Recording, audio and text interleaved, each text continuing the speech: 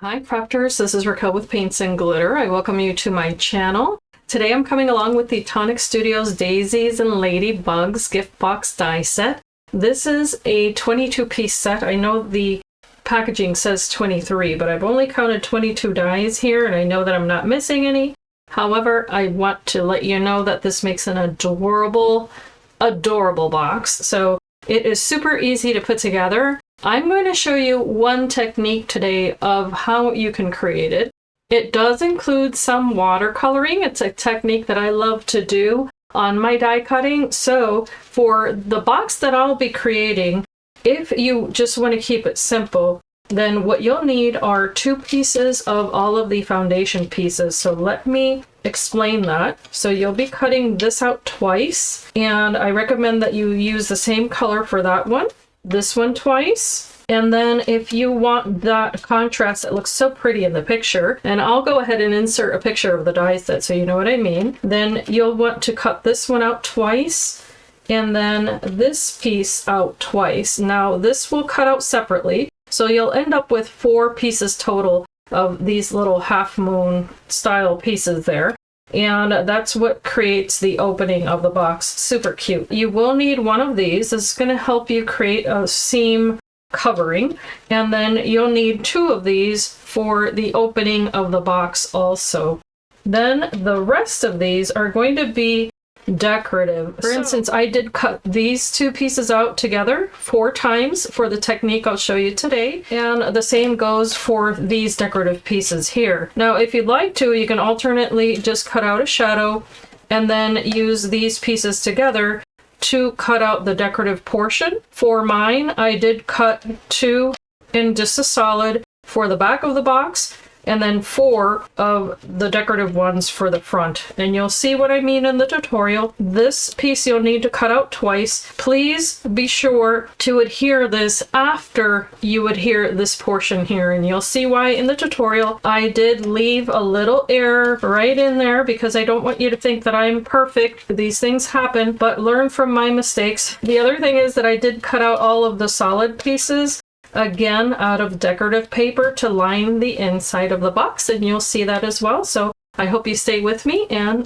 let's start this tutorial. For the latch panels, there's a layer that's decorative. I've cut mine out of gold, and I'm just going to go ahead and adhere it now before I begin the construction, just to make it easier. Now to begin, you're going to take 2 of your wing panel die cuts, and of course they're opposite sides. And then you're going to need a side panel die cut, and you're going to adhere these beginning where the notch end edge is on that outer edge, and you're going to be adhering this all the way around. So what I'm going to do is to take my paper creaser. Using my paper creaser, I'm going to start shaping this just to give it a slight curve. And then I'm going to also fold these little side bits and also the semicircular tabs.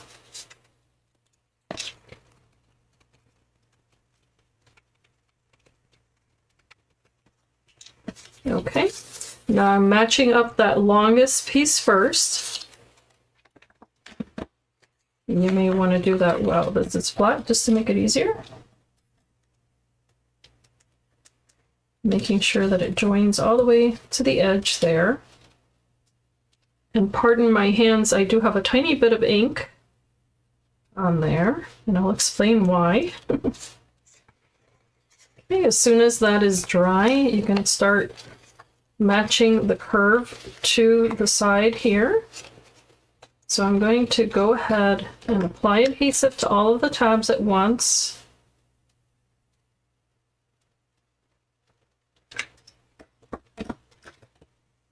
And I'm going to walk this along this edge. Now you may find it easier to adhere both of the flat edges first to either side of this, and then follow it along. And that way you can adhere both sides at the same time. It's whatever you're comfortable with. In either case, it's going to end up looking like this. So again, apply your adhesive on all of the little half moon tabs. And what's important, of course, is that the last tab reaches the score line there.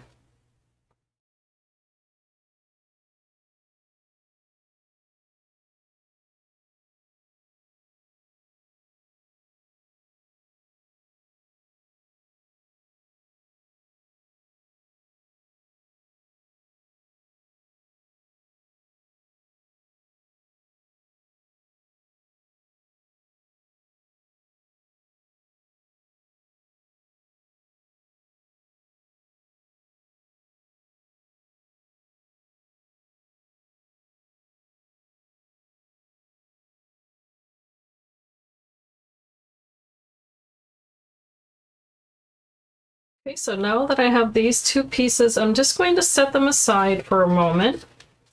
For this next part, you are going to need two pieces of the inner panel and then two of the base panels. And what you're going to do is that you're going to fold and burnish the tabs all the way around. So you have the half moon tabs and the long rectangular one. What you're going to do here is that you're going to take advantage of this little tiny notch that's right in the center of this longer tab here. And you're going to match up the two rectangles that you've cut to that tab center.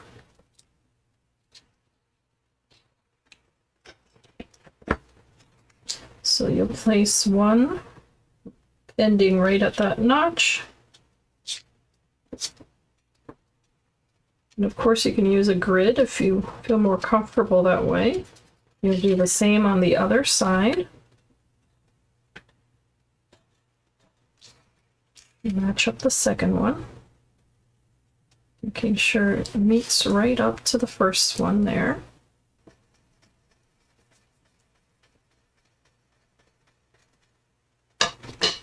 Okay, now you're going to match up the second one to the first. So I'm actually going to flip mine over and I'm going to match up this rectangular tab here, making sure that the little notch matches the center line there. I think it'll be easier that way. So it depends on how well you can see that little notch. Gonna make sure I butt up that paper right to that fold line there, then find that center notch and press down and make sure it looks good on both sides. Now I'm going to take the joiner panel, and that's this piece here, and this is going to help conceal that line in the center.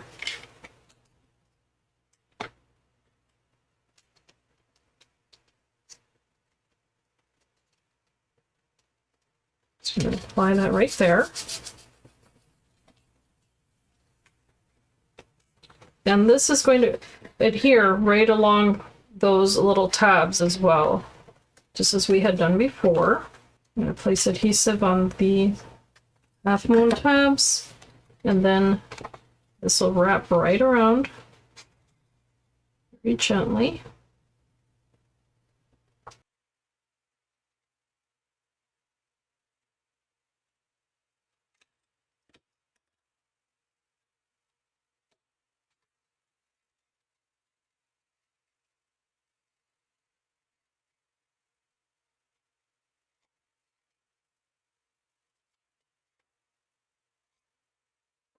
Okay, you should now have something that looks like this. And what I'm going to be doing is actually lining the inside of mine as well. So I'm going to slightly curve these papers so that I can add them to the inside.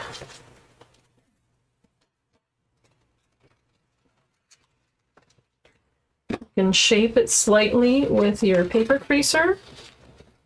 And this is going to go right along the inside here.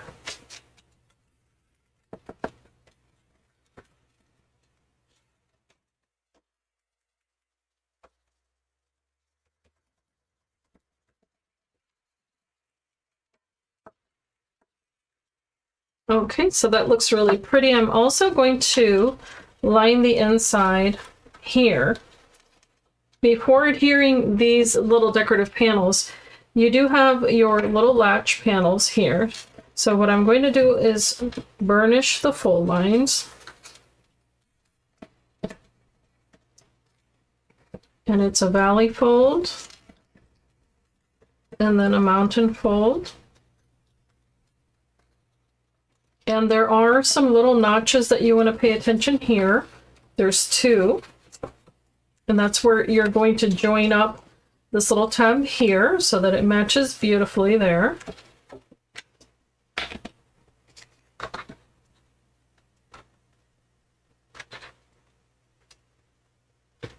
Okay, can center that as well. I'm going to measure this and make sure that it fits nicely before I adhere it.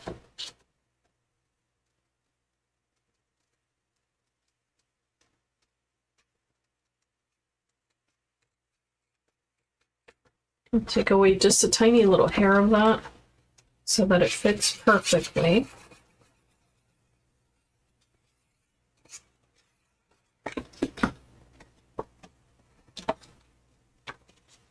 Place it inside and match it up really nicely. Okay, so now the inside of that little box is nicely lined. Now for the outer portion, what you'll do is that you'll match these two pieces by sliding them right on top of the center portion here. And of course you're going to fit them over the side of the box, just like so. Slide the second one as well. Just be careful as you're doing this to make sure that it's fitting with the inner box right under that outside portion. Okay, so it should fit snugly but nicely. Okay. Very cute. Once you have this in position, you can now use these two tabs here, and I'm going to fold them out a little bit just to get them used to folding. So I didn't even have to burnish those. But I'm now going to apply adhesive only on those two little portions here, once this is all nice and snug. Apply adhesive here.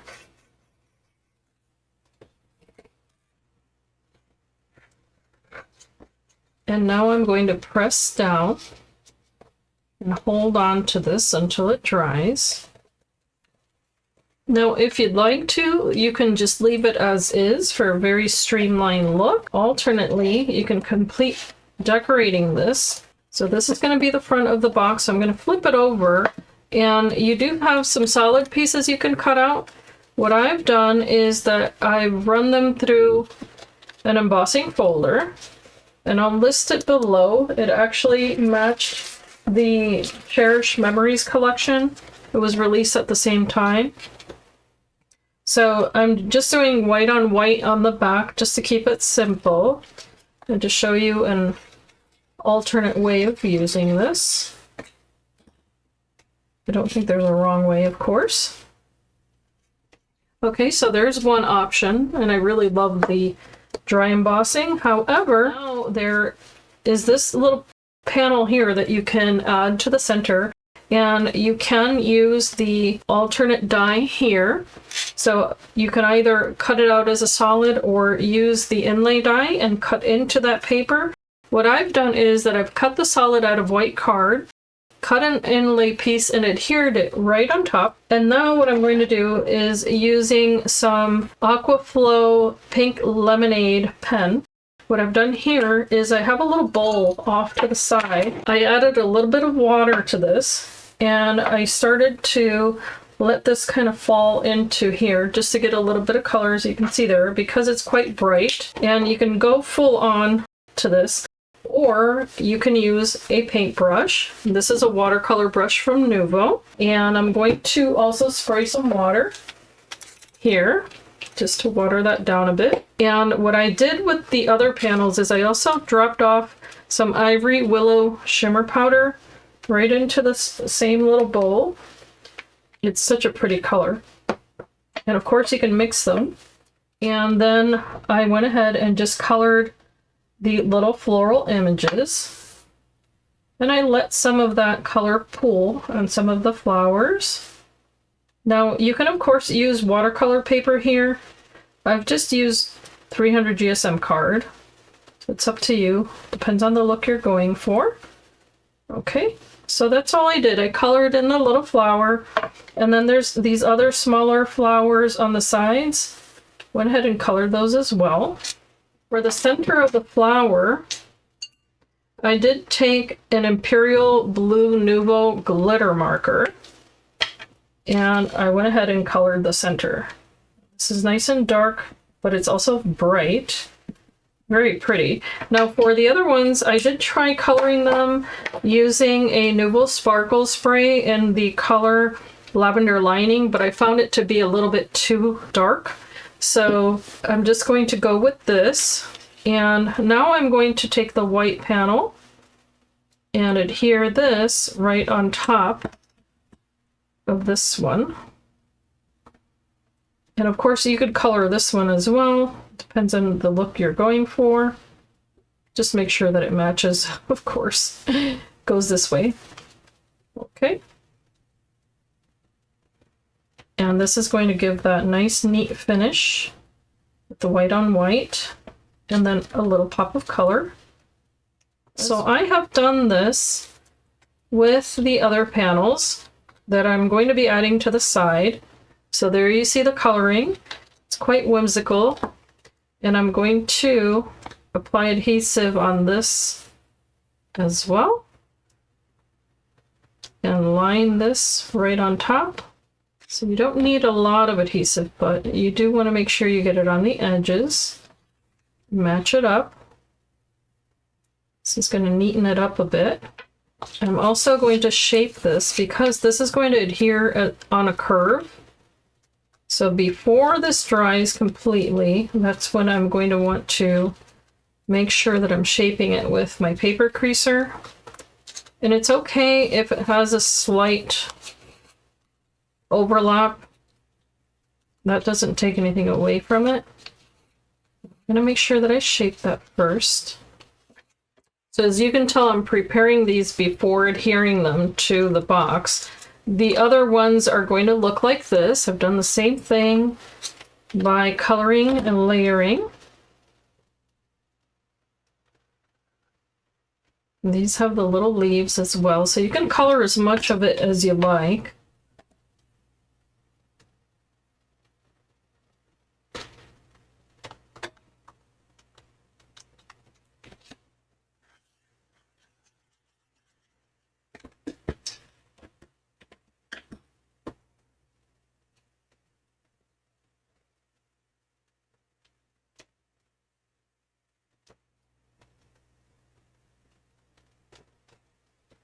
So matching that notch there, and this is going to reach right until that fold line. So you want to be sure you don't overlap that. And because of the number of layers that I have here, this is going to be quite thick. But that's exactly the look that I wanted. So I'm going to hold on to that while it dries, and then I'll be right back. Okay, so I managed to adhere both of the strips here, and I am going to complement this, or supplement it, sorry, with a little bit more adhesive along those little corners, and then hold it until it's fully dry. And in order to do so, I will have to open this and hold it as such. But to continue this, I did have to take these pieces off. And what I did was that I cut them out again because I like a nice clean finish, and nothing was lost. I just, you know, had to do a little paper surgery. We all have to do it every now and then. So now I'm going to do the same thing again, match up the adhesive with that little curve, and then place this right on top. So that's going to cover anything unsightly in terms of that. It's good to know also, in case you like to decorate all of the little pieces there, then this way at least you know how far you can take that. And also to go ahead and decorate this while it's still flat, if you can. Just generally what I always recommend. So today I did it a little different, and there you see why you shouldn't decorate it while it's curved. But these are meant to be instructional for you. So I do hope that it's useful anyway. Okay, there's that second one. And of course these are going to overlap. So you want to give that some time to dry. Now, once they are completely dry, and we're going to pretend that they are, again, you have your choice of decorating the front as much as you would like to. And I'm going to be gentle here, but I am going to try to pull those little tabs through to make sure that it's completely closed. Now on the center here is where you can add this little piece. So the two smaller flowers should be toward the bottom.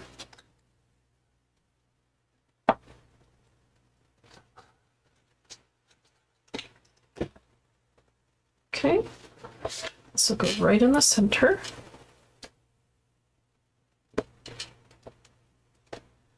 You don't have to add this, but I think it does look very pretty. Kind of brings it all together.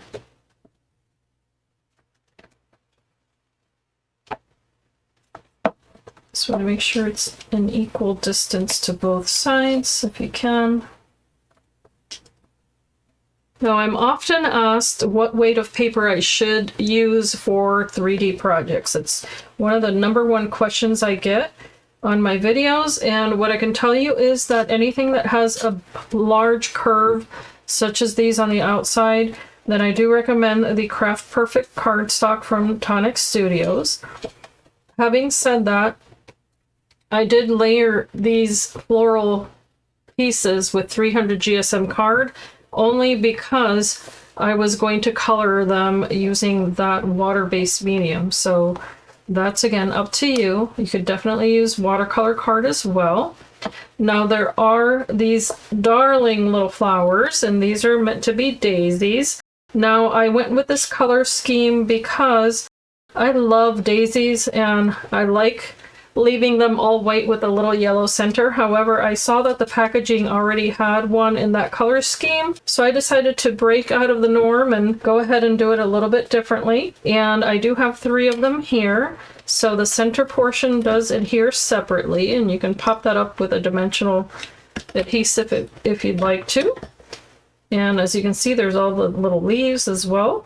There are 2 different sizes. I only selected one, and I was thinking a little trio might look really cute.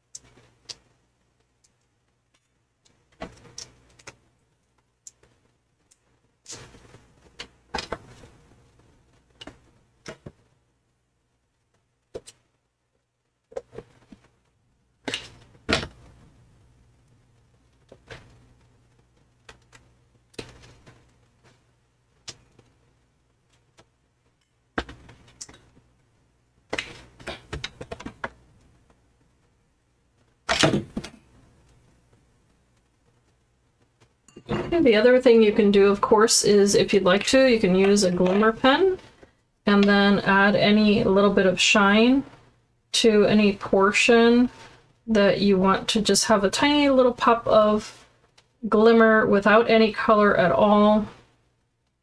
I always think that it looks so pretty. And of course, you can do it on the leaves if you'd like to, just for a little more shine here and there. You don't have to do it all. Just think it looks really pretty. I thought it would be cute to decorate this with some vintage drops as well, and this is called Peppermint Candy. And I'm just going to add a couple of little highlights to the centers of these little flowers. And I did use some specialty paper for the centers there. I think it's obsidian blue if I'm not mistaken. Oh my gosh, I just think it's so, so cute. And I'm going to add it to the centers of the smaller flowers that are part of this as well. Can't really see that one, but I can add it to the tiny little ones. And this center portion here.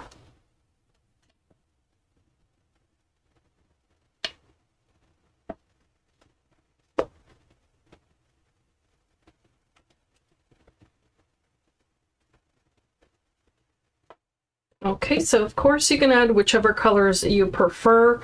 I happen to love the combination of fuchsia with a very light baby blue, and I think this adds that without being too much. And I can complete the back here as well, but that's really optional. It depends on the look that you like. I think this is absolutely adorable, and I look forward to making the ladybug one as well. So let me know your thoughts in the comments down below. Don't forget to subscribe if you're new, to share your version once you get this in your hands. I know you're going to want to. It's perfect for Mother's Day and any kind of other celebrations, because don't forget that the panels that you add are up to you. You use the colors that you like, the papers that you like, but I do hope that this tutorial has been useful to you, even if it is learning what not to do in certain cases. But thank you so much for spending some time with me today. I do hope that you can be inspired and be blessed, and I thank you so much for watching.